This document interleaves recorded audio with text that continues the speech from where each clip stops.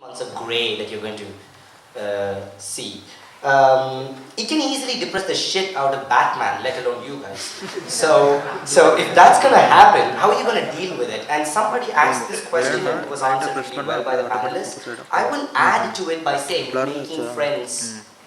Making friends is really, really important, and therefore hanging out with them. So, making friends, hanging out, and being active, right? Those were the three things that you guys also said. I'll say this, working out releases endorphins, equals happiness. Coffee, happiness. Meeting people for coffee or beer, more happiness. So just do stuff, don't stay indoors. It's not the cold that will hit you the hardest, it's the darkness or the lack of light which will hit you the hardest. So therefore, just going out, wearing your jacket, whether it's snowing or not, saying hi to somebody, taking a cup of coffee with them, works wonders for you. Then of course having a hobby or whatever else. That always comes with meeting people. Meeting people is important. And that's something I'm going to come back to over and over again during this. So, like I've written here, some of you have probably already heard me say this. It's not what you know, it's who you know that matters most in Sweden, very often. Yes, skill is important. Knowing your shit is very, very important.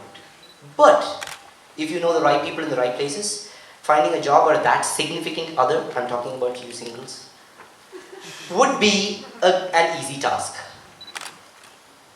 Now I have a question for you guys. How would you show a culture that you are interested in it?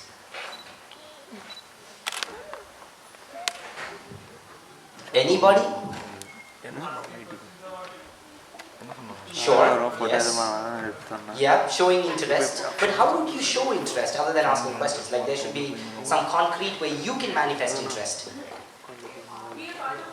Yeah, and how would you do that? How would you integrate? Exactly. Learning the language will help you do that. Learning Swedish, for example, would be a way that you integrate into society. And therefore, so learning language and the traditions and customs of culture you're living in will help you do what I just talked about. And it's not the world where we lived in, right? So it's not a world like, it's not the imperialist world. You don't just show up, plant a flag and say, I claim this land in the name of my queen.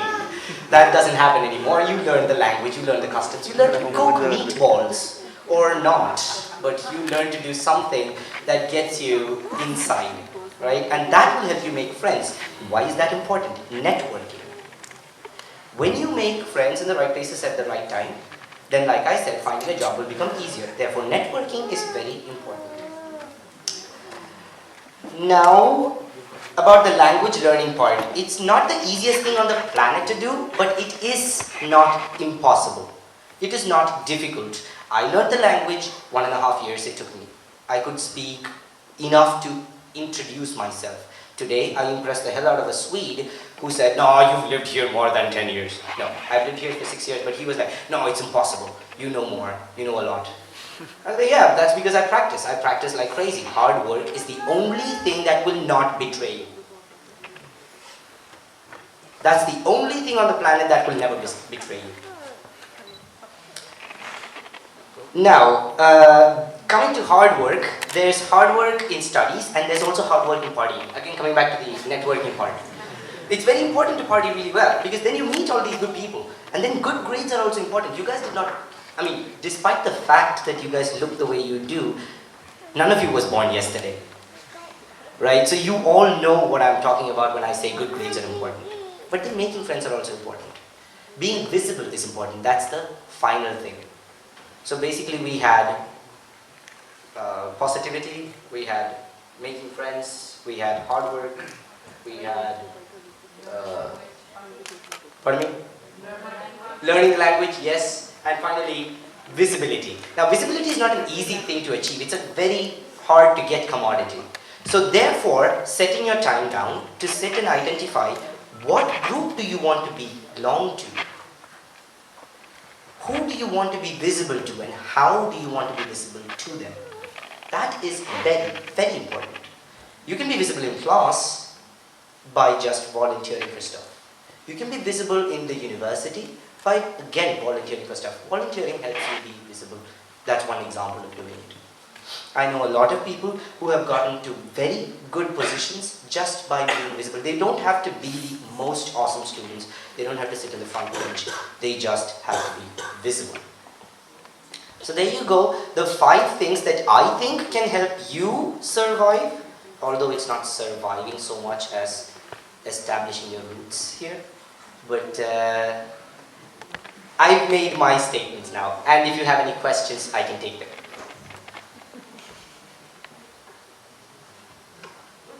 Really? Either I was super clear or I was super vague. One way or another. I want to ask you another question before I finish. Do you think we can survive this crappy weather?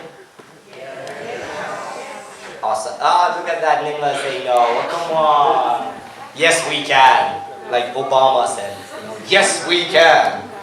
Anyway, have a nice day and welcome to Chalmers.